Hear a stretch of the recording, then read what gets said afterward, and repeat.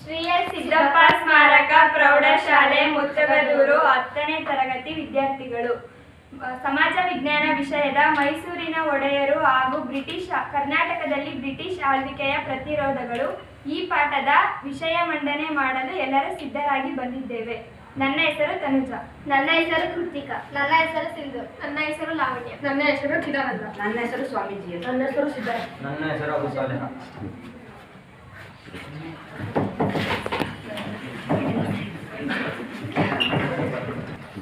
ನಾನು ಮಂಡನೆ ಮಾಡುತ್ತಿರುವ ವಿಷಯ ಮೈಸೂರಿನ ಒಡೆಯರು. ಮೈಸೂರಿನ ಒಡೆಯರು ಹಾಗೂ ಕರ್ನಾಟಕದಲ್ಲಿ ಬ್ರಿಟಿಷ್ ಆಳ್ವಿಕೆಯ ಪ್ರತಿರೋಧಗಳು. ಪೀಠಿಕೆ. ಇಂದಿನ ಕರ್ನಾಟಕವು ಏಕೀಕರಣದ ಪೂರ್ವದಲ್ಲಿ ವಿವಿಧ ರಾಜಕೀಯ ಅಧಿಕಾರಶಾಹಿಗಳಲ್ಲಿ ಹಂಚಿ ಹೋಗಿತ್ತು. 18ನೇ ಶತಮಾನದ ಉತ್ತರಾರ್ಧದಲ್ಲಿ ಬ್ರಿಟಿಷರು ರಾಜಕೀಯ ಆಧಿಪತ್ಯವನ್ನು ಸಾಧಿಸುವ ಜೊತೆಯಲ್ಲಿ ವ್ಯಾಪಾರ ಮತ್ತು ಕೃಷಿ ಕ್ಷೇತ್ರಗಳಲ್ಲಿ ಜನರನ್ನು ತಮ್ಮ ಹಿತಾಸಕ್ತಿಗಳಾಗಿ ಶೋಷಿಸಲು ತೊಡಗಿದ್ದರು. ಈ ಶೋಷಣೆಗಳು ಕರ್ನಾಟಕವು ಸೇರಿದಂತೆ ವಿವಿಧ ಭಾಗಗಳಲ್ಲಿ ಅಸ್ಥಿರತೆಯನ್ನು ಸೃಷ್ಟಿಸಿದ್ದವು. ದೇಶಿ ಜನರು ರಾಜಕೀಯ ಅಸ್ಥಿರತೆಯನ್ನು ಅನುಭವಿಸತೊಡಗಿದ್ದರು. ಇದರಿಂದ ಕರ್ನಾಟಕದ ಬಹುತೇಕ ಭಾಗಗಳು ಬ್ರಿಟಿಷ್ ವಿರುದ್ಧ ಬಂಡೇಳಲು ಆರಂಭಿಸಿದ್ದವು. ಹೀಗಾಗಿ ಆರಂಭದಲ್ಲಿ ಜಮೀನ್ದಾರರು, ಸಂಸ್ಥಾನದ ರಾಜರು ಮುಂತಾದವರು ತಮ್ಮಲ್ಲಿಯೇ ಯಾವುದೇ ಐಕ್ಯತೆಯನ್ನು ಸಾಧಿಸಲು ಪ್ರಯತ್ನಿಸಿದ ಒಬ್ಬೊಬ್ಬರಾಗಿಯೇ ವಿಘಟಿತ ರೂಪದಲ್ಲಿ ಬ್ರಿಟಿಷರ ವಿರುದ್ಧ ಬಂಡೇಳುವ ಪ್ರಯತ್ನ ಮಾಡಿದ್ದರು. ಈಗ ನಾವು ಮೈಸೂರು ಒಡೆಯರ ಬಗ್ಗೆ ತಿಳಿದುಕೊಳ್ಳೋಣ.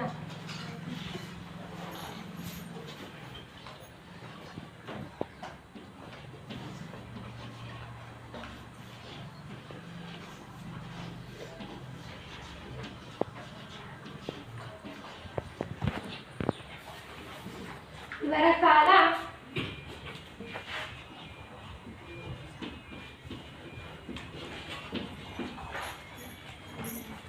ವಿಜಯನಗರದ ಸಾಮ್ರಾಜ್ಯದ ಪತನಾನಂತರ ತಲೆ ಎತ್ತಿ ಅದರ ಸಂಪ್ರದಾಯಗಳನ್ನು ಮುಂದುವರೆಸಿ ಕಳೆದು ಹೋದ ಕರ್ನಾಟಕದ ಘನತೆಯನ್ನು ಸ್ಥಾಪಿಸಿದ ರಾಜ್ಯವೇ ಮೈಸೂರು.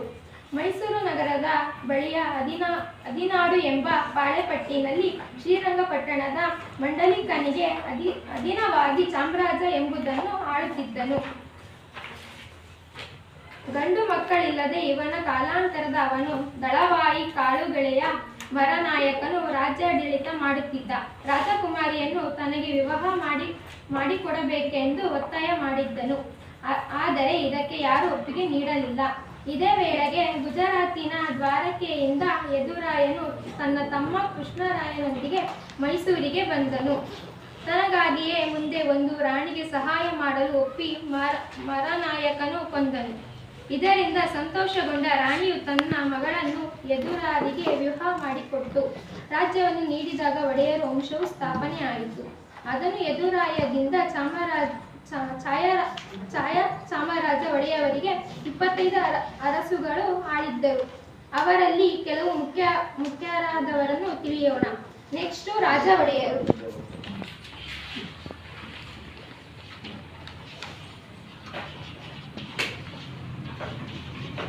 ಇವರ ಕಾಲ 1578ರಿಂದ 1617. ಸಣ್ಣ ಪಾಳೆಯಪಟ್ಟದಿಂದ ಮೈಸೂರನ್ನು ಸಾಕಷ್ಟು ದೊಡ್ಡ ರಾಜ್ಯವನ್ನಾಗಿ ಮಾಡಿದ ಕೀರ್ತಿ ಇವರಿಗೆ ಸಲ್ಲುತ್ತದೆ. ಶ್ರೀರಂಗಪಟ್ಟಣವನ್ನು ವಿಜಯನಗರದ ರಾಜಪ್ರತಿನಿಧಿಯಿಂದ ವಶಪಡಿಸಿಕೊಂಡು ರಾಜಧಾನಿಯಾಗಿ ಮಾಡಿದ್ದರು. ಸುತ್ತಮುತ್ತಲಿನ ಅನೇಕ ಪ್ರದೇಶಗಳನ್ನು ವಶಪಡಿಸಿಕೊಂಡು ತನ್ನ ರಾಜ್ಯ ವಿಸ್ತರಿಸಿದ್ದರು. ಶ್ರೀರಂಗಪಟ್ಟಣದ ಮೈಸೂರು ಮೇಲುಕೋಟೆಗಳ ದೇವಾಲಯಗಳು ಜೀರ್ಣೋದ್ಧಾರಕ್ಕೆ ಸೂಕ್ತವಾದ ಏರ್ಪಾಡು ಮಾಡಿದ್ದರು. ರಾಜಮುಡಿ ಎಂಬ ಕಿರೀಟವನ್ನು ಮೇಲುಕೋಟೆ ಚೆಲುವನಾರಾಯಣ ಸ್ವಾಮಿಗೆ ಅರ್ಪಿಸಿದ್ದರು. ಮೈಸೂರು ಸಂಸ್ಥಾನದ ನವರಾತ್ರಿ ಉತ್ಸವವನ್ನು ಶ್ರೀರಂಗಪಟ್ಟಣದಲ್ಲಿ ಪ್ರಾರಂಭಿಸಿದರು. ನೆಕ್ಸ್ಟ್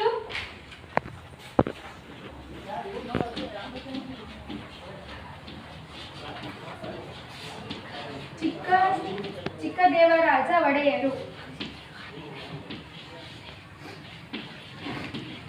ಇವರ ಕಾಲ 1773ರಿಂದ 1704ರವರೆಗೆ. ಇವರು ಸಮರ್ಥ ಯೋಧರು ಹಾಗೂ ಆಡಳಿತಗಾರರು ಆಗಿದ್ದರು. ಶಿವಾಜಿಯ ಸೇನೆಯನ್ನು ಮಧುರೈ, ಇಕ್ಕೇರಿ ಮತ್ತು ಬಿಜಾಪುರಗಳಲ್ಲಿ ಹಿಮ್ಮೆಟ್ಟಿಸಿದ್ದರು. ಮಾಗಡಿ, ಮಧುಗಿರಿ, ಕೊಟ್ಟಗೆರೆ ಮತ್ತಿತರ ಪ್ರಾಂತ್ಯಗಳನ್ನು ವಶಪಡಿಸಿಕೊಂಡರು. ಬೆಂಗಳೂರನ್ನು ಮಾಘವ ಸೇನೆಯಿಂದ ಕೊಂಡುಕೊಂಡರು. ಇವರಿಗೆ ಕರ್ನಾಟಕದ ಕವಿ ಚಕ್ರವರ್ತಿ ಆಪ್ತತಿಮ್ಮ ವೀರ ತಿಂಕಣರಾಜ ನವಕೋಟಿ ನಾರಾಯಣ ಎಂಬ ಬಿರುದುಗಳಿದ್ದವು. ಆಡಳಿತದಲ್ಲಿ ನೆರವು ನೀಡಲು ಒಂದು ಸಚಿವ ಸಂಪುಟ ಅಟಾರ ಕಚೇರಿಯನ್ನು ನೇಮಕ ಮಾಡುತ್ತಿದ್ದರು. ಅಂಚೆ ವ್ಯವಸ್ಥೆಯು ಇವರ ಕಾಲದಲ್ಲಿ ಜಾರಿಯಾಯಿತು. ಕಾವೇರಿ ನದಿಗೆ ಅಣೆಕಟ್ಟು ಕಟ್ಟಿ ಚಿಕ್ಕ ದೇವರಾಜ ನೆಲೆ ಮತ್ತು ದೊಡ್ಡ ದೇವರಾಜ ನೆಲೆ ಎಂಬ 2 ಕಾಲುವೆಗಳನ್ನು ನಿರ್ಮಿಸಿ ಅಧಿಕ ಪ್ರದೇಶಗಳಿಗೆ ನೀರಾವರಿ ಸೌಲಭ್ಯ ದೊರೆಯುವಂತೆ ಮಾಡಿದ್ದರು. ತಿರುಮಲರಾಯ, ಸಚಿ ಹೊನ್ನಮ್ಮ ಮುಂತಾದ ಅನೇಕ ಕವಿಗಳಿಗೆ ಮತ್ತು ಪಂಡಿತರಿಗೆ ಆಶ್ರಯ ನೀಡಿದ್ದರು. ಮುಂದಿನದು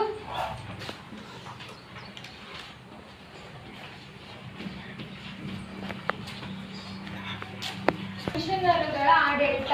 ಇವರ ಕಾಲ 1831ರಿಂದ 1889ರವರೆಗೆ. 1799ರಲ್ಲಿ ಟಿಪ್ಪು ಸುಲ್ತಾನದ ಮರಣದ ನಂತರ ಮುಮ್ಮಡಿ ಕೃಷ್ಣರಾಜ ಒಡೆಯರು ಬ್ರಿಟಿಷರ ಒಪ್ಪಿಗೆಯೊಂದಿಗೆ ಮೈಸೂರಿನ ಮಹಾರಾಜರಾಗಿ ಅಧಿಕಾರ ಸ್ವೀಕರಿಸಿದ್ದರು. 1830ರ ಸಂದರ್ಭದಲ್ಲಿ ಜರುಗಿದ ನಗರ ದಂಗೆಯಿಂದ ಶಿವಮೊಗ್ಗ ಜಿಲ್ಲೆ ಮೈಸೂರು ರಾಜ್ಯವನ್ನು ಬ್ರಿಟಿಷರು ತಮ್ಮ ನೇರ ಆಳ್ವಿಕೆಗೆ ತೆಗೆದುಕೊಂಡರು. 1831ರಿಂದ 1880ರವರೆಗಿನ ಕಾಲಾವಧಿಯನ್ನು ಕಮಿಷನರುಗಳ ಆಡಳಿತ ಎಂದು ಕರೆಯಲಾಗಿದೆ. ಇದೇ ಕಾಲಘಟ್ಟದಲ್ಲಿ ಮುಮ್ಮಡಿ ಕೃಷ್ಣರಾಜ ಒಡೆಯರು ಮೈಸೂರು ರಾಜ್ಯವನ್ನು ಪುನಃ ಪಡೆಯಲು ನಿರಂತರ ಪ್ರಯತ್ನ ನಡೆಸಿದ್ದರು. ಕೊನೆಗೆ ಇಂಗ್ಲೆಂಡಿನ ಸರಕಾರ 1867ರಲ್ಲಿ ಮೈಸೂರನ್ನು ಒಡೆಯರ ಕುಟುಂಬಕ್ಕೆ ಮರಳಿಸುವ ತೀರ್ಮಾನವನ್ನು ತೆಗೆದುಕೊಂಡರು. ಈ ತೀರ್ಮಾನದಲ್ಲಿ ಒಂದು ಷರತ್ತನ್ನು ಸೇರಿಸಲಾಗಿತ್ತು. ಪುನಃ ರಾಜ್ಯವನ್ನು ಮುಮ್ಮಡಿಯವರ ಉತ್ತರಾಧಿಕಾರಿಯವರಿಗೆ ಮಾತ್ರ ಮರಳಿಸಿಕ್ಕಂತೆ ಹೊರತು ಮುಮ್ಮಡಿಯವರನ್ನು ಪರಿಗಣಿಸಲಾಗುವುದಿಲ್ಲ ಎನ್ನುವುದೇ ಆ ಷರತ್ತು. ಈ ಸುದ್ದಿಯು ಬಂದ ಮರು ವರ್ಷ 1868ರಲ್ಲಿ ಮುಮ್ಮಡಿಯವರು ನಿಧನರಾದರು. ಅವರು ಉತ್ತರಾಧಿಕಾರಿ 10ನೇ ಚಾಮರಾಜೇಂದ್ರ ಒಡೆಯರು 1881ರಲ್ಲಿ ಪ್ರಾಪ್ತವಯಸ್ಕರಾದ ಅವರಿಗೆ ಪಟ್ಟವನ್ನು ಕಟ್ಟಲಾಯಿತು. 1881ರ ಕಮಿಷನರುಗಳ ಕಾಲಾವಧಿಯಲ್ಲಿ 7 ಜನ ಕಮಿಷನರುಗಳು ರಾಜ್ಯದ ಆಡಳಿತವನ್ನು ನಡೆಸಿದ್ದರು. ಅವರಲ್ಲಿ ಪ್ರಮುಖವೆಂದರೆ ಸುಮಾರು 27 ವರ್ಷ ಆಡಳಿತ ನಡೆಸಿದ ಮಾರ್ಕ್ ಕಬ್ಬನ್ ಮತ್ತು 8 ವರ್ಷಗಳ ಕಾಲ ಆಡಳಿತ ನಡೆಸಿದೆ ಎಲ್.ಬಿ.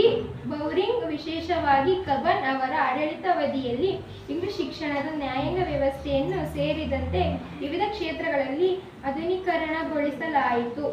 ಇವರಿಬ್ಬರು ಕಾಲ ಸುಧಾರಣೆಗಳು ಮೈಸೂರಿನ ರಾಜ್ಯ ವ್ಯವಸ್ಥೆಯ ಮೇಲೆ ದೀರ್ಘಾವಧಿಯ ಪರಿಣಾಮಗಳನ್ನು ಉಂಟು ಮಾಡಿದ್ದವು. ಕೊನೆಗೆ ಕಮಿಷನರ್ಗಾದ ಜೇಮ್ಸ್ ಗೋರ್ಡನ್ನಿಂದ ಮೈಸೂರು ರಾಜ ಮನೆತನಕ್ಕೆ 1881ರಲ್ಲಿ ಆಡಳಿತದ ಹೆಸರುವಾಸಿಯಾಯಿತು. ಧನ್ಯವಾದಗಳು. ಎಲ್ಲರಿಗೂ ನಮಸ್ಕಾರಗಳು. ಇಲ್ಲಿಯವರೆಗೂ ರಾಜ ಒಡೆಯರು, ಚಿಕ್ಕದೇವರಾಜ ಒಡೆಯರು ಹಾಗೂ ಕಮಿಷನರುಗಳ ಆಡಳಿತದ ಬಗ್ಗೆ ನನ್ನ ಗೆಳತಿ ಲಾವಣ್ಯ ತಿಳಿಸಿಕೊಟ್ಟಳು. ಈಗ ಮುಂದಿನ ರಾಜರ ಬಗ್ಗೆ ನಾನು ತಿಳಿಸ್ಕೊಡ್ತೀನಿ. ಮೊದಲನೇದಾಗಿ 10ನೇಯ ಚಾಮರಾಜೇಂದ್ರ ಒಡೆಯರು.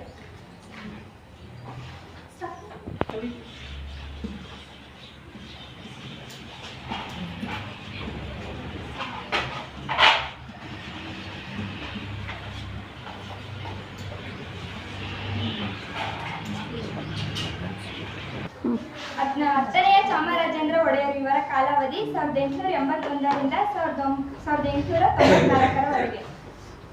ಬ್ರಿಟಿಷ್ ಸರ್ಕಾರವು ತನ್ನ ಆಶ್ವಾಸನೆಯಂತೆ 1881ರಲ್ಲಿ ಮೈಸೂರಿನ ಸಿಂಹಾಸನವನ್ನು 10ನೇ ಚಾಮರಾಜೇಂದ್ರ ಒಡೆಯರಿಗೆ ಬಿಟ್ಟುಕೊಡ್ತು.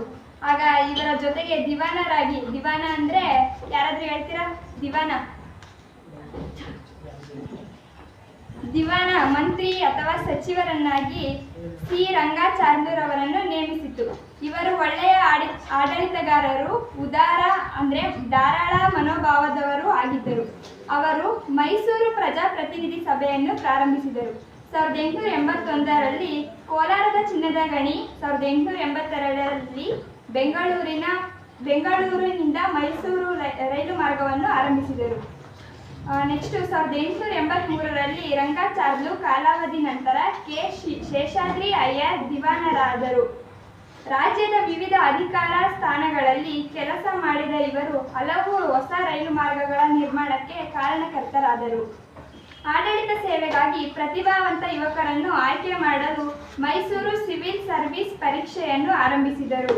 ಶೇಷಾದ್ರಿ ಅಯ್ಯರ್ ರವರ ಪ್ರಯತ್ನದ ಫಲವಾಗಿ 1894ರಲ್ಲಿ ಶಿಶು ವಿವಾಹ ನಿಷೇಧ ಕಾಯ್ದೆಯನ್ನು ಜಾರಿಗೊಳಿಸಿದರು. ಇದನ್ನು ಇಂಗ್ಲಿಷ್ನಲ್ಲಿ ಇನ್ಫಾಂಟ್ ಮ್ಯಾರೇಜ್ ಪ್ರಿವೆನ್ಷನ್ ರೆಗ್ಯುಲೇಷನ್ ಅಂತ ಅಂತಾರೆ. ಶಿಂಷಾ ಜಲವಿದ್ಯುತ್ ಯೋಜನೆ ಇವರ ಕಾಲದಲ್ಲಿ ಆರಂಭಗೊಂಡಿತು. 10ನೇ ಚಾಮರಾಜೇಂದ್ರ ಒಡೆಯರ್ ಕಾಲದಲ್ಲಿ ನೀರಾವರಿ ವ್ಯವಸಾಯಕ್ಕೆ ಹೆಚ್ಚಿನ ಮನ್ನಣೆ ಕೊಡಲಾಯಿತು. ಹೆಣ್ಣು ಮಕ್ಕಳ ವಿದ್ಯಾಭ್ಯಾಸಕ್ಕೆ ವಿಶೇಷ ಗಮನ ನೀಡಲು ಮೈಸೂರಿನಲ್ಲಿ ಮಹಾರಾಣಿ ಬಾಲಿಕಾ ಪ್ರೌಢಶಾಲೆಯನ್ನು 1881ರಲ್ಲಿ ಸ್ಥಾಪಿಸಲಾಯಿತು. ಚಾಮರಾಜೇಂದ್ರ ಒಡೆಯರವರು ಮೈಸೂರಿಗೆ ಬಂದಿದ್ದ ಸ್ವಾಮಿ ವಿವೇಕಾನಂದರನ್ನು ಅತಿಥಿಯಾಗಿ ಸ್ವಾಗತಿಸಿ ಅವರು ಚಿಕಾಗೋ ಸರ್ವಧರ್ಮ ಸಮ್ಮೇಳನಕ್ಕೆ ಹೋಗಲು ಸಹಾಯ ಮಾಡಿದರು. ನಾವು ತಿಳ್ಕೊಂಡಿದ್ದೀವಿ ಸಾಮಾಜಿಕ ಧಾರ್ಮಿಕ ಸುಧಾರಣೆ ಅಭ್ಯಾಸ ಪಾಠದಲ್ಲಿ ಇವರು ಸಂಸ್ಕೃತ ಮತ್ತು ಕನ್ನಡ ಪ್ರೇಮಿಗಳಾಗಿದ್ದು ಅನೇಕ ವಿದ್ವಾಂಸರುಗಳಿಗೆ ಆಶ್ರಯ ನೀಡಿದ್ದರು. ಅದರಲ್ಲಿ ಪ್ರಮುಖರಾದವರು ಬಸಪ್ಪ ಶಾಸ್ತ್ರಿಗಳು. ಅವರ ಅನೇಕ ಕೃತಿಗಳನ್ನು ರಚಿಸಿದ್ದಾರೆ. ಇವರನ್ನು ಅಭಿನವ ಕಾಳಿದಾಸ ಎನ್ನುವರು. ಹಾಗೆ ಇವರೇ ಮೈಸೂರು ರಾಜ್ಯಗೀತೆ ಕಾಯೋ ಶ್ರೀಗೌರಿ ಎನ್ನುವ ಕೃತಿಯನ್ನು ರಚಿಸಿದರು. ನಾನು ಆ ಕೃತಿಯ ಒಂದೆರಡು ಸಾಲುಗಳನ್ನು ಹಾಡುತ್ತೇನೆ. ಕಾಯೋ ಶ್ರೀಗೌರಿ ಕರುಣಾಲಹರಿ ತೋಯ ಜಾಶಿ ಶಂಕರೀಶ್ವರಿ ಕಾಯೋ ಶ್ರೀಗೌರಿ ವೈಮಾನಿಕ ಭಾಮಾರ್ಜಿತ ಕೋಮಲಕರ ಪಾದೆ ವೈಮಾನಿಕ ಭಾಮಾರ್ಜಿತ ಕೋಮಲಕರ ಪಾದೆ. ನೆಕ್ಸ್ಟ್ ನಾಲ್ವಡಿ ಕೃಷ್ಣರಾಜ ಒಡೆಯರ ಬಗ್ಗೆ ಹೇಳ್ತೀನಿ.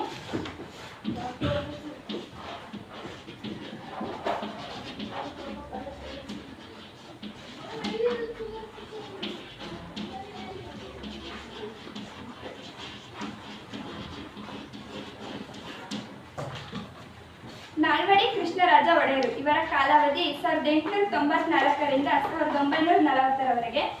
ಇವರು ಪ್ರಾಪ್ತ ವಯಸ್ಕರಾಗಿರುವಾಗಲೇ ಇವರ ತಾಯಿ ಮಹಾರಾಣಿ ವಾಣಿ ವಿಲಾಸ ಸನ್ನಿಧಾನ ಕೆಂಪ ನಂಜಮ್ಮಣ್ಣಿ ಅವರು ರಾಜಪ್ರತಿನಿಧಿಯಾಗಿ 1902ರವರೆಗೆ ಆಡಳಿತ ನಡೆಸಿದರು. ಅವರಿಗೆ ಆಡಳಿತದಲ್ಲಿ ದಿವಾನರು ಮತ್ತು ಅವರ ಸಲಹಾ ಸಮಿತಿ ಸದಸ್ಯರು ನೆರವು ನೀಡಿದರು. ಚಿನ್ನದ ಗಣಿ ಸುಧಾರಣೆ, ಕಾಲೇಜು ಸ್ಥಾಪನೆ, ಮಾರಿ ಕಣಿವೆ ಜಲಾಶಯ ನಿರ್ಮಾಣ, ರೈಲು ಮಾರ್ಗ, ಆಸ್ಪತ್ರೆ ಸ್ಥಾಪನೆ ಹಾಗೂ ಕಾವೇರಿ ಜಲಪಾತವನ್ನು ಉಪಯೋಗಿಸಿಕೊಂಡು ಶಿವನ ಸಮುದ್ರದಲ್ಲಿ ಜಲವಿದ್ಯುತ್ ಕೇಂದ್ರವನ್ನು ಸ್ಥಾಪಿಸುವ ಕಾರ್ಯಗಳು ಆರಂಭವಾದವು. ಈ ವಿದ್ಯುತ್ ಕೇಂದ್ರದಿಂದ ಕೋಲಾರದ ಚಿನ್ನದ ಗಣಿಯು ನಂತರ ಬೆಂಗಳೂರಿಗೂ ವಿದ್ಯುತ್ ಸರಬರಾಜು ಮಾಡಲು ಅನುಕೂಲವಾಯಿತು. ಭಾರತದಲ್ಲಿ ವಿದ್ಯುತ್ ಪಡೆದ ನಗರಗಳಲ್ಲಿ ಬೆಂಗಳೂರು ಮೊದಲನೇ ಸ್ಥಾನ ಪಡೆದಿದೆ. ಹಾಗಾಗಿಯೇ ನಾವು ಬೆಂಗಳೂರನ್ನ ಸಿಲಿಕಾನ್ ಸಿಟಿ ಅಂತ ಕರಿತೀವಿ. 1902ರಲ್ಲಿ ಕೃಷ್ಣರಾಜರು ಕಾನೂನಾತ್ಮಕವಾಗಿ ಅಧಿಕಾರ ವಹಿಸಿಕೊಂಡರು. PN ಕೃಷ್ಣಮೂರ್ತಿ, BP ಮಾಧವರಾಯರು, T Anandrao, sir M Visvesvaraya, Kantharaja Urs, sir RTN Banerjee, sir Mirza ಮುಂತಾದ ಪ್ರಖ್ಯಾತ ದಿವಾನರುಗಳು ಇವರ ಕಾಲಾವಧಿಯಲ್ಲಿ ಅನುಪಮ ಸೇವೆ ಸಲ್ಲಿಸಿದರು. ಮೈಸೂರು ರಾಜ್ಯವು ದೇಶದಲ್ಲೇ ಮುಂಚೂಣಿ ದೇಶ ಸಂಸ್ಥಾನಗಳಲ್ಲೊಂದಾಗಲು ನಾಲ್ವಡಿ ಕೃಷ್ಣರಾಜ ಒಡೆಯರು ಪ್ರಗತಿಪರ ದೂರದೃಷ್ಟಿ ಮತ್ತು ಈ ದಿವಾನರುಗಳ ದಕ್ಷ ಆಡಳಿತವೇ ಕಾರಣವಾಯಿತು. ಕೃಷ್ಣರಾಜ ಒಡೆಯರು ಪ್ರಜೆಗಳಲ್ಲಿ ವಿದ್ಯಾಭ್ಯಾಸವು ವ್ಯಾಪಕವಾಗಿ ಹರಡಬೇಕೆಂಬ ವಿಷಯದಲ್ಲಿ ತುಂಬಾ ಆಸಕ್ತರಾಗಿದ್ದರು. ಇವರ ಸಾಧನೆಗಳು ಪ್ರಾಥಮಿಕ ಶಿಕ್ಷಣದ ಅಭಿವೃದ್ಧಿಗಾಗಿ ಎಲ್ಲ ಪ್ರಾಥಮಿಕ ಶಾಲೆಗಳಲ್ಲಿಯೂ ಶಿಕ್ಷಣ ಶುಲ್ಕವನ್ನು ರದ್ದು ಮಾಡಿದರು. ಹಾಗೆ ಹೆಣ್ಣು ಮಕ್ಕಳ ವಿದ್ಯಾಭ್ಯಾಸದ ಏಳಿಗೆಗೆ ನೆರವು ಸಿಕ್ಕಿತು. ಮೈಸೂರು ವಿಶ್ವವಿದ್ಯಾನಿಲಯವು ಸ್ಥಾಪಿಸಲ್ಪಟ್ಟಿತು. ವಿದ್ಯಾಭ್ಯಾಸಕ್ಕೆ ಹೋಗುವವರಿಗೆ ವಿದ್ಯಾರ್ಥಿ ವೇತನ ನೀಡುವ ಪದ್ಧತಿಯನ್ನು ಜಾರಿಗೆ ತಂದರು. ಬೆಂಗಳೂರಿನಲ್ಲಿ ಭಾರತೀಯ ವಿಜ್ಞಾನ ಸಂಸ್ಥೆಯನ್ನು 1909ರಲ್ಲಿ ಟಾಟಾರವರ ಬೆಂಬಲದಿಂದ ಸ್ಥಾಪಿಸಲಾಯಿತು. ನೀರಾವರಿ ಸೌಲಭ್ಯಗಳನ್ನು ಒದಗಿಸಲು ವಿಶೇಷ ಗಮನ ಕೊಡಲಾಯಿತು. ಬೆಳಗೊಳದ ಹತ್ತಿರ ಕಾವೇರಿ ನದಿಗೆ ಅಣೆಕಟ್ಟು ಒಂದನ್ನು ಕಟ್ಟಲಾಯಿತು. ಹೊಸ ರೈಲು ಮಾರ್ಗಗಳನ್ನು ನಿರ್ಮಿಸಲಾಯಿತು. ಅನೇಕ ದೊಡ್ಡ ಮತ್ತು ಸಣ್ಣ ಪ್ರಮಾಣದ ಕೈಗಾರಿಕೆಗಳನ್ನು ಸ್ಥಾಪಿಸಲಾಯಿತು. ಅವುಗಳಲ್ಲಿ ಭದ್ರಾವತಿಯ ಕಬ್ಬಿಣ ಮತ್ತು ಉಕ್ಕಿನ ಕಾರ್ಖಾನೆ, ಸಿಮೆಂಟ್ ಮತ್ತು ಕಾಗದ ಕಾರ್ಖಾನೆ, ಮಂಡ್ಯದ ಸಕ್ಕರೆ ಕಾರ್ಖಾನೆ, ಮೈಸೂರಿನ ಗಂಧದ ಎಣ್ಣೆ ಕಾರ್ಖಾನೆ, ಬೆಂಗಳೂರಿನ ಸಾಬೂನು ಕಾರ್ಖಾನೆ, ಬೆಳಗೊಳದ ರಾಸಾಯನಿಕ ವಸ್ತುಗಳ ಮತ್ತು ಕೃತಕ ಗೊಬ್ಬರಗಳ ಕಾರ್ಖಾನೆ ಮುಂತಾದವುಗಳ ನ್ಯಾಯ ವಿಧಾಯಕ ಸಭೆಯನ್ನು ಆರಂಭಿಸಲಾಯಿತು. ಕೃಷ್ಣರಾಜ ಒಡೆಯರು ಸರಳರು, ಸಾತ್ವಿಕ ಸ್ವಭಾವದವರು, ಸಮರ್ಥ ಆಡಳಿತಗಾರರು ಮತ್ತು ವಿದ್ಯಾಪಕ್ಷಪಾತಿಗಳು ಆಗಿದ್ದರು.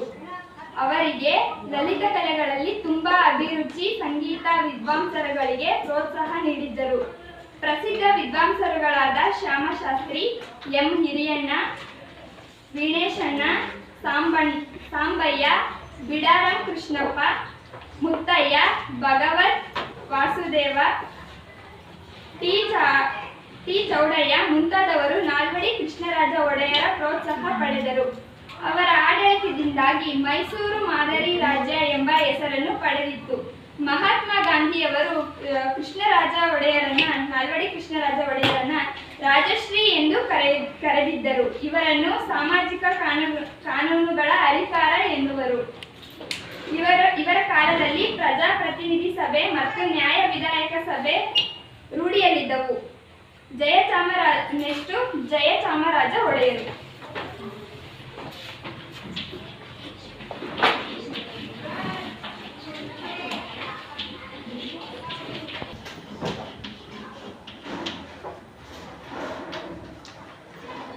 ಜಯಚಾಮರಾಜ ಒಡೆಯರು. ಇವರ ಕಾಲಾವಧಿ 1940ರಿಂದ 1950. ಕೃಷ್ಣರಾಜ ಒಡೆಯರ ನಂತರ ಸಿಂಹಾಸನವನ್ನೇರಿದ ಜಯಚಾಮರಾಜ ಒಡೆಯರು ಸಾಮಾನ್ಯ ಹಾಗೂ ವಿಶೇಷ ಕಾಲೇಜುಗಳಲ್ಲಿ ಶಿಕ್ಷಣ ಪಡೆದು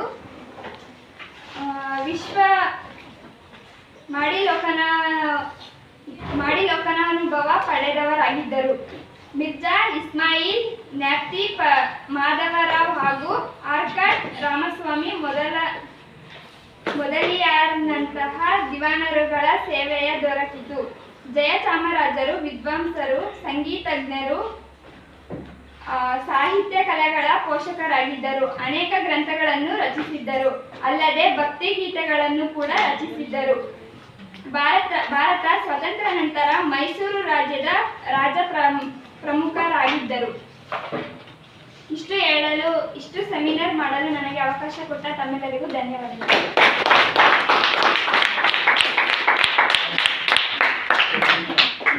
ಎಲ್ಲರಿಗೂ ನಮಸ್ಕಾರಗಳು. 10ನೇ ಚಾಮರಾಜೇಂದ್ರ ಒಡೆಯರು ಹಾಗೂ ನಾಲ್ವಡಿ ಕೃಷ್ಣರಾಜ ಒಡೆಯರು ಹಾಗೂ ರಾಮಾಚಾರ ಒಡೆಯರು ಬಗ್ಗೆ ನನ್ನ ಗೆಳತಿ ತನುಜಾ ಅವರು ವಿಷಯ ಮಂಡನೆಯನ್ನು ಮಾಡಿದ್ದಾರೆ. ಈಗ ನಾನು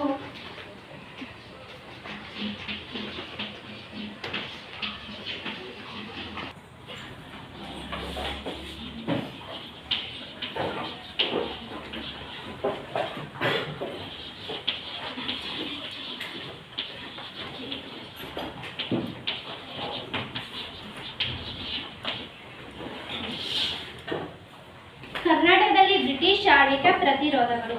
ಭಾರತದ ಚರಿತ್ರೆಯಲ್ಲಿ 18ನೇ ಶತಮಾನ ರಾಜಕೀಯ ಸಮಸ್ಯೆಗಳ ಶತಮಾನವೆಂದೇ ಚಿತ್ರಿಸಲ್ಪಟ್ಟಿದೆ. ಇದಕ್ಕೆ ಅನೇಕ ಕಾರಣಗಳಿವೆ. ಮೊಘಲ್ ಚಕ್ರವರ್ತಿ ಔರಂಗಜೇಬನ ಮರಣ 1707ರಲ್ಲಿ ಸಂಭವಿಸಿದ್ದು ಇದಕ್ಕೆ ಪ್ರಮುಖ ಕಾರಣವಾಗಿದೆ. ಆತನ ಮರಣ ಮೊಘಲರ ರಾಜಕೀಯ ಸಾರ್ವಭೌಮತ್ವವನ್ನು ಕುಗ್ಗಿಸಿತು. ಇದರಿಂದಾಗಿ ದಕ್ಷಿಣ ಭಾರತದಲ್ಲೇ ಮೊಘಲರ ರಾಜಕೀಯ ಒತ್ತಡ ತಪ್ಪಿತು. ಕರ್ನಾಟಿಕ್ ಪ್ರದೇಶದಲ್ಲಿ ಅಧಿಕಾರಕ್ಕಾಗಿ ಕಿತ್ತಾಟಗಳಾಗಿ ಆರಂಭವಾದವು. ಈ ಹಿನ್ನೆಲೆಯಲ್ಲಿ ಬ್ರಿಟಿಷರು ಭಾರತದ ಮೇಲೆ ತಮ್ಮ ರಾಜಕೀಯ ಹಿತನುಡಿಯನ್ನು ಬಿಗಿಗೊಳಿಸಿದರು. ಭಾರತವು ರಾಜಕೀಯ ಸ್ಥಿತ್ಯಂತರಕ್ಕೆ ಒಳಗಾಯಿತು. ದೇಶಿ ರಾಜರುಗಳು ಬ್ರಿಟಿಷ್ ವಿರುದ್ಧ ವಿವಿಧ ಬಗೆಯ ಪ್ರತಿರೋಧಗಳನ್ನು ಒಡೆದರು. ಈಗ 5ರಲ್ಲಿ ವಿಷಯ. ಹೈದರ್ ಅಲಿ ಗೊತ್ತಲ್ಲ ಮಕ್ಕಳೇ, ಮೈಸೂರು ಸಾಮ್ರಾಜ್ಯದ ಒಡೆಯರು.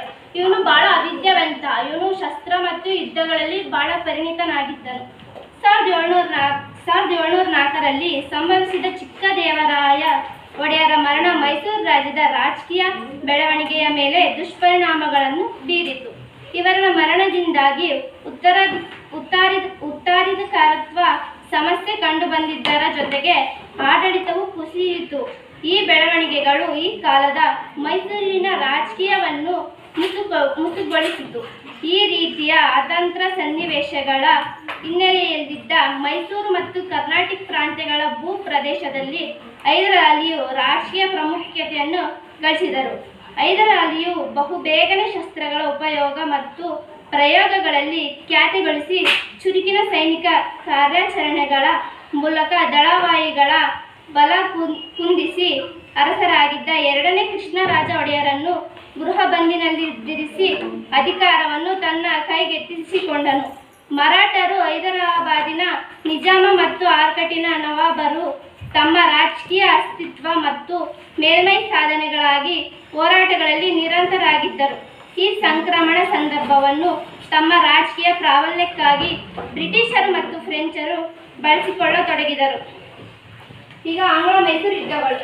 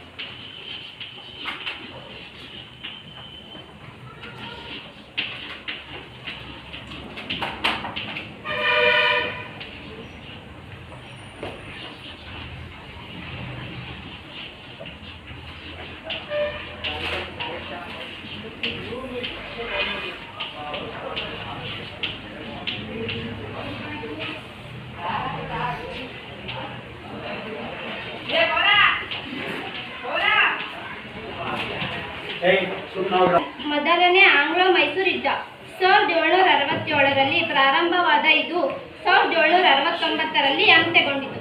ದಕ್ಷಿಣ ಭಾರತದಲ್ಲಿ ಹೈದರ್ ಅಲಿಯು ಗಳಿಸುತ್ತಿದ್ದ ರಾಜಕೀಯ ಪ್ರಾಬಲ್ಯ ಬ್ರಿಟಿಷರು ಹೈದರಾಬಾದಿನ ನಿಜಾಮ ಮತ್ತು ಮರಾಠರಲ್ಲಿ ರಾಜಕೀಯ ಅಸಹನೆ ಮೂಡಿಸಿತು. ಹೀಗಾಗಿ ಬ್ರಿಟಿಷರು ತಮ್ಮ ಸಾಮ್ರಾಜ್ಯಶಾಹಿ ಧೋರಣೆಗೆ ಮುಳ್ಳಾಗಿ ಪರಿಣಮಿಸಿದ್ದ ಹೈದರ್ ಅಲಿಯನ್ನು ರಾಜಕೀಯವಾಗಿ ಮಣಿಸಲು ಕುತಂತ್ರ ನೀತಿಗಳನ್ನು ಮೂಡಲಾರಂಭಿಸಿದರು. ಮರಾಠರ ದಾಳಿಯಿಂದ ರಾಜಕೀಯ ಮತ್ತು ಆರ್ಥಿಕ ನಷ್ಟವನ್ನು ಅನುಭವಿಸಿದ ಹೈದರ್ ಅಲಿಯು ಮರಾಠರು ಮತ್ತು ನಿಜಾಮನನ್ನು ತನ್ನೆಡೆಗೆ ಸೆಳೆದುಕೊಳ್ಳಲು ಯತ್ನಿಸಿದರು. ಈ ಪ್ರಯತ್ನದಲ್ಲಿ ಸ್ವಲ್ಪ ಮಟ್ಟಿಗೆ ಜಯಶಾಲಿಯಾದನು. ಹೈದರ್ ಅಲಿಯು ವಿರುದ್ಧ ಬ್ರಿಟಿಷರ ಮರಾಠರು ಮತ್ತು ನಿಜಾಮನೊಂದಿಗೆ ಒಪ್ಪಂದ ಮಾಡಿಕೊಂಡರು. ಇದರನ್ವಯ ಪ್ರತ್ಯಕ್ಷ ಒಕ್ಕೂಟ ರಚಿಸಲ್ಪಟ್ಟ. ಆದರೆ ಹೈದರ್ ಅಲಿ ತನ್ನ ಚಾಣಕ್ಯ ರಾಜಕೀಯ ತಂತ್ರಗಳನ್ನು ಪ್ರಯೋಗಿಸುವ ಮೂಲಕ ತನ್ನ ವಿರುದ್ಧ ರಚನೆಯಾಗಿದ್ದ ಮಿತ್ರಕೂಟವನ್ನು ಒಡೆದು ಮರಾಠರು ಮತ್ತು ನಿಜಾಮನನ್ನು ಬ್ರಿಟಿಷರ ವಿರುದ್ಧ ಎತ್ತಿಕಟ್ಟುವಲ್ಲಿ ಯಶಸ್ವಿಯಾದನು. ಈ ನಡುವೆ ಆರ್ಕಾಟ್ನಲ್ಲಿ ರಾಜಕೀಯ ಸಮಸ್ಯೆಗಳು ಕಂಡುಬಂದವು. 1767ರಲ್ಲಿ ಹೈದರ್ ಅಲಿ ಮತ್ತು ನಿಜಾಂ ಬ್ರಿಟಿಷರ ಆಶ್ರಿತ ದೇಶೀಯ ರಾಜ್ಯವಾಗಿದ್ದ ಆರ್ಕಾಟಿಕ್ ಮುತ್ತಿಗೆ ಹಾಕಿದರು. ಇದರಿಂದಾಗಿ ಯುದ್ಧ ಪ್ರಾರಂಭವಾಯಿತು. ತಿರುಚನಾಪಳ್ಳಿ, ತಿರುವಣ್ಣಾಮಲೈ, ಅಂಬೂರ್ ಮೊದಲಾದ ಸ್ಥಳಗಳಲ್ಲಿ ಕದನಗಳು ಸಂಭವಿಸಿದವು. ಈ ಸಂದರ್ಭದಲ್ಲಿ ಹೈದರ್ ಅಲಿಯು ಮಿಂಚಿನ ಸೈನಿಕ ಕಾರ್ಯಾಚರಣೆಗಳನ್ನು ನಡೆಸಿದನು. ಬ್ರಿಟಿಷ್ ಸೈನ್ಯ ಅನೇಕ ಸ್ಥಳಗಳನ್ನು ವಶಪಡಿಸಿಕೊಂಡಿತು. ಹೈದರ್ ತಾತ್ಕಾಲಿಕ ಹಿನ್ನಡೆ ಅನುಭವಿಸಿದನು. ಮುಂಬಯಿಯ ಬ್ರಿಟಿಷ್ ಸೈನ್ಯ ರಂಗವನ್ನು ಪ್ರವೇಶಿಸಿತು. ಹೈದರ್ ಈ ಯುದ್ಧವನ್ನು ತನ್ನ ಪ್ರತಿಷ್ಠೆಯ ಸಂಕೇತವೆಂದು ಭಾವಿಸಿ ಕಾರ್ಯಾಚರಣೆಯನ್ನು ಮುಂದುವರಿಸಿದನು. 1769ರ ವೇಳೆಗೆ ಆತನ ಸೈನ್ಯ ಮದ್ರಾಸಿನ ಪ್ರಾಂತ್ಯವನ್ನು ತಲುಪಿದ್ದು ಬ್ರಿಟಿಷರಲ್ಲಿ ನಡುಕವನ್ನು ಹುಟ್ಟಿಸಿತು.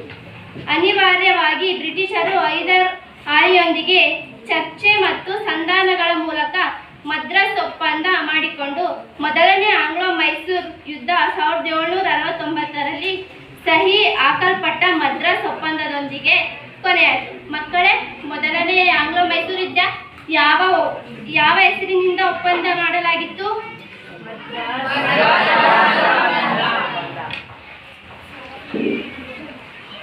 1780ರಿಂದ 1784 ಮದ್ರಾಸು ಒಪ್ಪಂದ ದಕ್ಷಿಣ ಭಾರತದಲ್ಲೇ ತಾತ್ಕಾಲಿಕವಾಗಿ ರಾಜಕೀಯ ಬೆಳವಣಿಗೆಗಳನ್ನು ತಡೆಹಿಡಿದಿತ್ತು. ಆದರೆ ಬ್ರಿಟಿಷರು ಮದ್ರಾಸ್ ಒಪ್ಪಂದದ ಷರತ್ತುಗಳನ್ನು ಉಲ್ಲಂಘಿಸಲು ಯತ್ನಿಸಿದರು. ಮರಾಠರು ಮಾಧವರಾಯನ ಸಹಾಯವನ್ನು ಅಪೇಕ್ಷಿಸಿದರು. ಆದರೆ ಬ್ರಿಟಿಷರು ಇದನ್ನು ತಿರಸ್ಕರಿಸಿ ಮದ್ರಾಸ್ ಒಪ್ಪಂದಕ್ಕೆ ವಿರುದ್ಧವಾಗಿ ನಡೆದುಕೊಂಡರು. ಮಾಹೆಯು ಫ್ರೆಂಚರ ವಸಾಹತುವಾಗಿದ್ದ ಹೈದರ್ ಅಲಿಯು ನಿಯಂತ್ರಣಕ್ಕೊಳಪಟ್ಟಿತ್ತು. ಬ್ರಿಟಿಷರು ಮಾಹೆಯನ್ನು ವಶಪಡಿಸಿಕೊಂಡಿದ್ದು ಎರಡನೇ ಮೈಸೂರು ಯುದ್ಧಕ್ಕೆ ಕಾರಣವಾಯಿತು. 1780ರಲ್ಲಿ ಎರಡನೇ ಮೈಸೂರು ಯುದ್ಧ ಪ್ರಾರಂಭವಾಯಿತು. ಯುದ್ಧದ ಪ್ರಾರಂಭದಲ್ಲಿ ಹೈದರ್ ಮುನ್ನಡೆ ಸಾಧಿಸಿದನು. ಕರ್ನಾಟಕ ಪ್ರಾಂತ್ಯದ ಅನೇಕ ಕೋಟೆಗಳನ್ನು ವಶಪಡಿಸಿಕೊಂಡನು. ಕಾಂಚೀಪುರಂ ವಶವಾಯಿತು. ಕೋರಮಂಡಲ ತೀರದವರೆಗೂ ತನ್ನ ಸೈನ್ಯವನ್ನು ಮುನ್ನುಗ್ಗಿಸಿದನು. ಇದು ಮದ್ರಾಸಿನ ಬ್ರಿಟಿಷ್ ಸೈನ್ಯಾಧಿಕಾರಿಗಳಲ್ಲಿ ನಡುಕನ್ನು ತಂದಿತು. ಹೈದರ್ ಆರ್ಕಟಿಗೆ ಮುತ್ತಿಗೆ ಹಾಕಿ ಅದನ್ನು ವಶಪಡಿಸಿಕೊಂಡನು. ಸರ್ ಐರ್ ಕೂಟನ್ ನೇತೃತ್ವದಲ್ಲಿ ಬ್ರಿಟಿಷರ ಸೈನ್ಯ ಸಜ್ಜುಗೊಂಡಿತು. ಹೈದರ್ ಆ ಅವಧಿಯಲ್ಲಿ ವೆಲ್ಲೂರು ಮತ್ತು ವಾಂಡಿವಾಶ್ಗಳನ್ನು ಮುತ್ತುವಾಲಾಗಿ ಬೆದರಿಸಿದರು. ಹೈದರನ ಸೈನ್ಯವನ್ನು ಸರ್ ಐರ್ ಕೂಟ್ ಪಾಂಡಿಚೇರಿಯವರೆಗೂ ಹಿಂಬಾಲಿಸಿದರು. ಫ್ರೆಂಚರು ಹೈದರಾನಿಗೆ ಬ್ರಿಟಿಷ್ ವಿರುದ್ಧ ಸಹಕರಿಸಲು ನಿರಾಕರಿಸಿದರು. ಹೈದರ್ ಇದರಿಂದಾಗಿ ಯುದ್ಧಗತಿಯನ್ನು ಬದಲಿಸಿದನು. ಹೈದರ್ ಬ್ರಿಟಿಷರ ಒತ್ತಟಿಯಲ್ಲಿ ಪ್ರದೇಶಗಳಿಗೆ ಮುತ್ತಿಗೆ ಹಾಕಿ ಕೊಳ್ಳೆ ಹೊಡೆದು ಅಪಾರ ಸಂಪತ್ತು ಮತ್ತು ಶಸ್ತ್ರಗಳನ್ನು ಸಂಗ್ರಹಿಸಿದನು. 1781ರಲ್ಲಿ ಫೋರ್ಟ್ ನಾವ್ ಎಂಬಲ್ಲಿ ನಡೆದ ಕದನದಲ್ಲಿ ಹೈದರ್ ಪರಾಭವಗೊಂಡು ಇದು ಯುದ್ಧದ ಗತಿಯನ್ನು ಬದಲಿಸಿತು ಮತ್ತು ಬ್ರಿಟಿಷರಲ್ಲಿ ಸ್ಥೈರ್ಯವನ್ನು ಹೆಚ್ಚಿಸಿತು. ತರುವಾಯ ಪುಲಕಟ್ ಮತ್ತು ಸೋಲಿಂಗೂರ್ಗಳಲ್ಲಿ ಕದನದಲ್ಲಿಯೂ ಆರ್ಥಿಕ ಹಾನಿ ಅನುಭವಿಸಿದನು. ಈ ವೇಳೆಗೆ ಬ್ರಿಟಿಷ್ ಸಾಲ್ಬಾಯ್ ಒಪ್ಪಂದಕ್ಕೆ ಸಹಿ ಹಾಕುವ ಮೂಲಕ ಹೈದರನ ಒಕ್ಕೂಟದಿಂದ ಮರಾಠರು ಹಾಗೂ ನಿಜಾಮನನ್ನು ಸೆಳೆಯುವಲ್ಲಿ ಸಫಲರಾದರು. ಯುದ್ಧದ ಮಧ್ಯದಲ್ಲೇ ಹೈದರ್ ಅಲಿಯು 1782ರಲ್ಲಿ ಅನಾರೋಗ್ಯದಿಂದ ಮೃತನಾದನು. ಆತನ ಮಗ ಟಿಪ್ಪು ಯುದ್ಧವನ್ನು ಮುನ್ನಡೆಸಿದನು.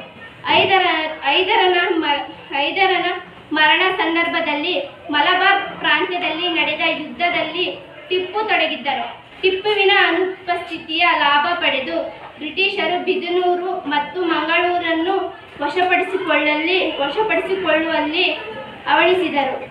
ತರುವಂಕೂರು, ಕೊಲ್ಲಿಕೋಟೆ ಮತ್ತು ಮಲಬಾರಿನ ಅನೇಕ ರಾಜರುಗಳನ್ನು ಟಿಪ್ಪುವಿನ ವಿರುದ್ಧ ಎತ್ತಿಕೊಟ್ಟುವ ಪ್ರಯತ್ನಗಳನ್ನು ಅವರು ನಡೆಸಿದರು. ಹೀಗಾಗಿ ಟಿಪ್ಪು ಮಂಗಳೂರು ಮತ್ತು ಕರಾವಳಿ ತೀರ ಪ್ರದೇಶದ ಮೇಲೆ ಒತ್ತಟಿ ಸಾಧಿಸಿದವು. ಸೂಕ್ತವೆಂದು ಯೋಚಿಸಿ ಮಂಗಳೂರಿನತ್ತ ಮುನ್ನಡೆದು ಬ್ರಿಟಿಷ್ ಸೈನ್ಯವನ್ನು ಸೋಲಿಸಿದನು. ಕೊನೆಗೆ 1784ರ ಮಂಗಳೂರು ಒಪ್ಪಂದದ ಮೂಲಕ ಎರಡನೇ ಆಂಗ್ಲೋ ಮೈಸೂರು ಯುದ್ಧ ಕೊನೆಗೊಂಡಿತು. ಟಿಪ್ಪು ಸುಲ್ತಾನ್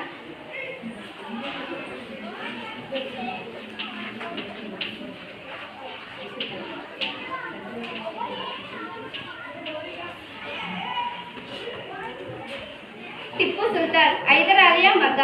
ಬ್ರಿಟಿಷರನ್ನು ತನ್ನ ರಾಜ್ಯ ವಿಸ್ತರಣೆಯ ನೀತಿಗೆ ಅಡ್ಡಿಪಡಿಸುತ್ತಿರುವ ಶತ್ರುಗಳು ಎಂದು ಭಾವಿಸಿ ಅವರನ್ನು ಓಡಿಸುವ ಗಂಭೀರ ಪ್ರಯತ್ನಗಳನ್ನು ಹೂಡಿದನು. ತಮ್ಮ ಕುಟಿಲ ನೀತಿಯಿಂದ ಭಾರತೀಯ ರಾಜ್ಯಗಳನ್ನು ಕಂಬಳಿಸುತ್ತಿದ್ದ ಬ್ರಿಟಿಷರನ್ನು ಪರಮವೈರಿಗಳ ಎಂದು ತಿಳಿದು ಅವರನ್ನು ಭಾರತದಿಂದ ಓಡಿಸುವುದು ತನ್ನ ಆದ್ಯ ಕರ್ತವ್ಯವೆಂದು ತಿಳಿದಿದ್ದನು. ತನ್ನ 17ನೇ ವರ್ಷಗಳಲ್ಲಿ ಆಳ್ವಿಕೆಯಲ್ಲಿ ನಿರಂತರವಾಗಿ ಬ್ರಿಟಿಷರೊಂದಿಗೆ ಹೋರಾಡಿದನು. ಅವನು ಬ್ರಿಟಿಷ್ ಸಾಮರ್ಥ್ಯ, ತಂತ್ರ, ಕುತಂತ್ರ ಮತ್ತು ಚಾಣುಕ್ಷ ನೀತಿಗಳನ್ನು ಸ್ಪಷ್ಟವಾಗಿ ಅರ್ಥ ಮಾಡಿಕೊಂಡಿದ್ದನು. ಬ್ರಿಟಿಷರಿಗೆ ವ್ಯಾಪಾರದಲ್ಲಿ ನಷ್ಟವಾದಲ್ಲಿ ಅದು ಅವರ ರಾಜಕೀಯ ಸಾಮರ್ಥ್ಯವನ್ನು ಕುಂದಿಸಿತ್ತು ಎಂದು ಅರಿತಿದ್ದ ಅವನು ಬ್ರಿಟಿಷರನ್ನು ವಿರೋಧಿಸುತ್ತಿದ್ದವರನ್ನು ಸಂಘಟಿಸುವ ಮತ್ತು ಅವರ ನೆರವನ್ನು ಅಪೇಕ್ಷಿಸಲು ಪ್ರಯತ್ನಿಸಿದನು. ಅವರಿಗೆ ವ್ಯಾಪಾರದಲ್ಲಿ ಲಾಭವಾಗದಂತೆ ನೋಡಿಕೊಳ್ಳುವ ಮೂಲಕ ವ್ಯಾಪಾರದ ಮೇಲೆ ಅವರು ಸಾಧಿಸಿದ್ದ ಏಕಸ್ವಾಮ್ಯವನ್ನು ಮುರಿಯುವ ಪ್ರಯತ್ನಗಳನ್ನು ನಡೆಸಿದನು. ಇವು ಬ್ರಿಟಿಷರಲ್ಲಿ ಟಿಪ್ಪುವಿನ ವಿರುದ್ಧ ಮತ್ತಷ್ಟು ದ್ವೇಷ ಭಾವನೆಗಳನ್ನು ಮೂಡಿಸಿದವು. ಮಕ್ಕಳೇ, ಇಷ್ಟು ಮಾಡಿದ್ನಲ್ಲ, ಇದರಲ್ಲಿ ಪರೀಕ್ಷಾ ದೃಷ್ಟಿಯಿಂದ ಎಕ್ಸಾಮಿಗೆ ನಾಲ್ಕು ಮಾರ್ಕ್ಸಿನ ಎಕ್ಸಾಮಿಗೆ ಕ್ವಶನ್ಗಳು ಬರ್ಕೊಳ್ರಿ.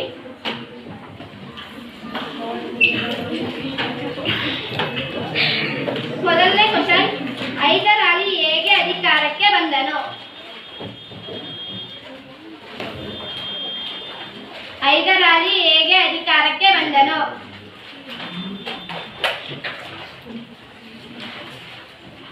ಎರಡನೇ ಕ್ವಶನ್, ಮೊದಲನೇ ಆಂಗ್ಲೋ ಮೈಸೂರು ಯುದ್ಧಕ್ಕೆ ಕಾರಣಗಳು ಮತ್ತು ಪರಿಣಾಮಗಳನ್ನು ತಿಳಿಸಿ. ಮೊದಲನೇ ಆಂಗ್ಲೋ ಮೈಸೂರು ಯುದ್ಧಕ್ಕೆ ಕಾರಣಗಳು ಮತ್ತು ಪರಿಣಾಮಗಳನ್ನು ತಿಳಿಸಿ. ಮೂರನೇ ಕ್ವಶನ್, ಎರಡನೇ ಆಂಗ್ಲೋ ಮೈಸೂರು ಯುದ್ಧಕ್ಕೆ ಕಾರಣಗಳು ಮತ್ತು ಪರಿಣಾಮಗಳನ್ನು ತಿಳಿಸಿ. ಮೂರನೇ ಕ್ವಶನ್, ಎರಡನೇ ಆಂಗ್ಲೋ ಮೈಸೂರು ಯುದ್ಧಕ್ಕೆ ಕಾರಣಗಳು ಮತ್ತು ಪರಿಣಾಮಗಳನ್ನು ತಿಳಿಸಿ. ನಾಲ್ಕನೇ ಕ್ವಶನ್, ಬ್ರಿಟಿಷರಲ್ಲಿ ಟಿಪ್ಪುವಿನ ವಿರುದ್ಧ ದ್ವೇಷದ ಭಾವನೆಗಳನ್ನು ಮೂಡಲು ಕಾರಣವೇನು? ಬ್ರಿಟಿಷರಲ್ಲಿ ಟಿಪ್ಪುವಿನ ವಿರುದ್ಧ ದ್ವೇಷದ ಭಾವನೆಗಳು ಮೂಡಲು ಕಾರಣವೇನು? ಧನ್ಯವಾದಗಳು. ನನ್ನ ಗೆಳೆಯದ ಕೃತಿಕ ಎರಡನೇ ಆಂಗ್ಲೋ ಮರಾಠ ಯುದ್ಧವನ್ನು ಪೂರ್ಣಗೊಳಿಸಿದ್ದಾರೆ. ಈಗ ಮೂರನೇ ಆಂಗ್ಲೋ ಮರಾಠ ಯುದ್ಧವನ್ನು ಮೂರನೇ ಆಂಗ್ಲೋ ಮೈಸೂರು ಯುದ್ಧವನ್ನು ಪ್ರಾರಂಭಿಸುತ್ತಿದ್ದೇನೆ.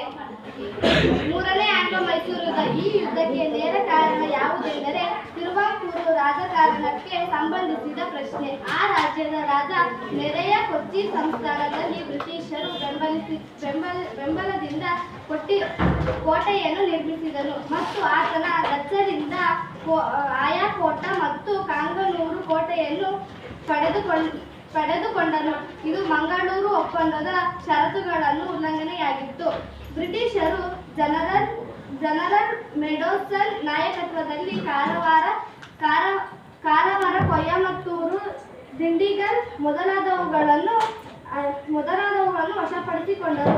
ಇದಕ್ಕೆ ವಿರುದ್ಧವಾಗಿ ಟಿಪ್ಪು ಬಾರಾಮಹಲ್ ಪ್ರಾಂತ್ಯವನ್ನು ಮುತ್ತಿ ಸತ್ಯಮಂಗಲವನ್ನು ವಶಪಡಿಸಿಕೊಂಡನು.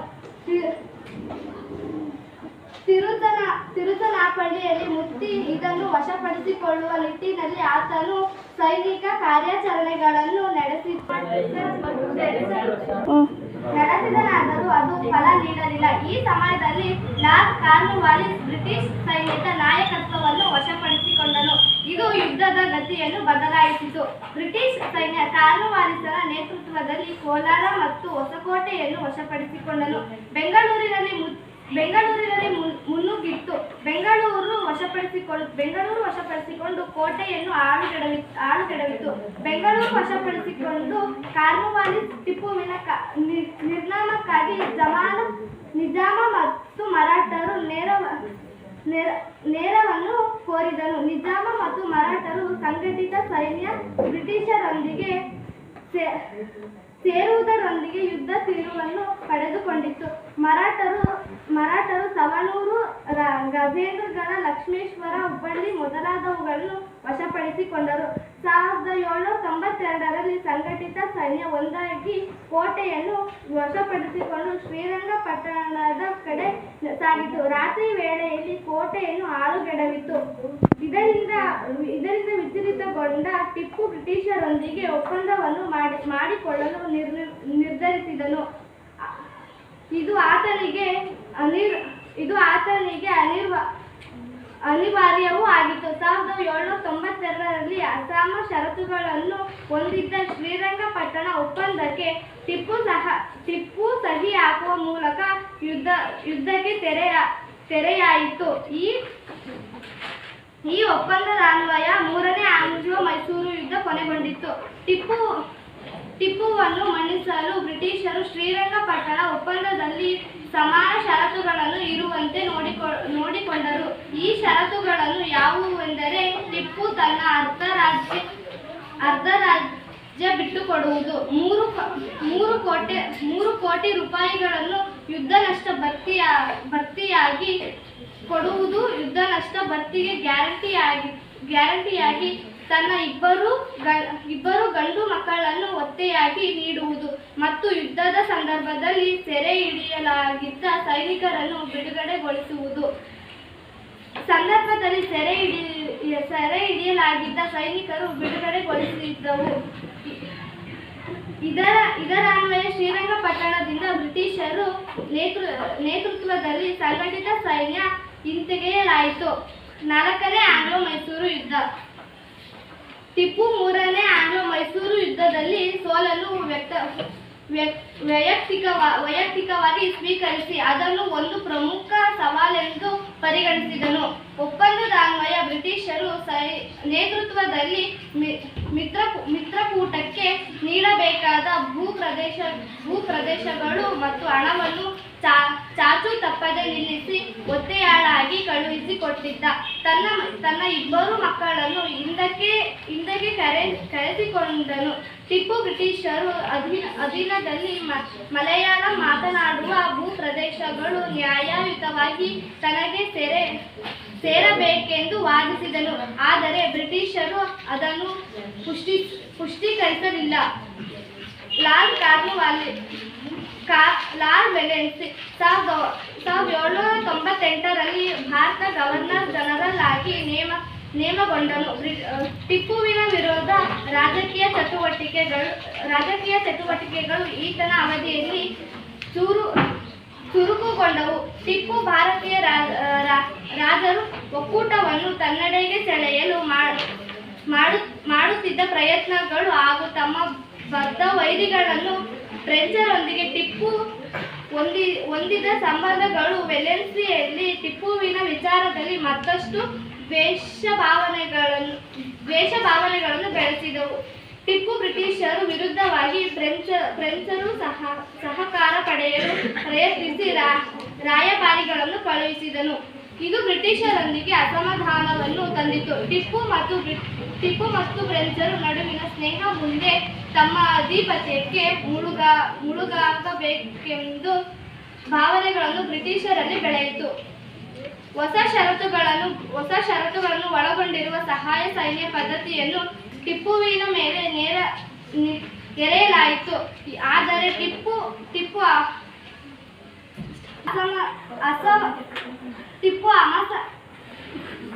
ಸಹಾಯಕ್ಕೆ ಸೈನ್ಯ ಪದ್ಧತಿ ಮತ್ತು ಅಸಮಾನ ಷರತ್ತುಗಳನ್ನು ಒಳಗೊಂಡಿದ್ದ ಇದನ್ನು ಒಪ್ಪಿಕೊಳ್ಳಲು ನಿರಾಕರಿಸಿದನು. ಇದರಿಂದಾಗಿ 4ನೇ ಆಂಗ್ಲೋ ಮೈಸೂರು ಯುದ್ಧ ಪ್ರಾರಂಭವಾಯಿತು. 1799ರಲ್ಲಿ ಯುದ್ಧ ಆರಂಭವಾಯಿತು.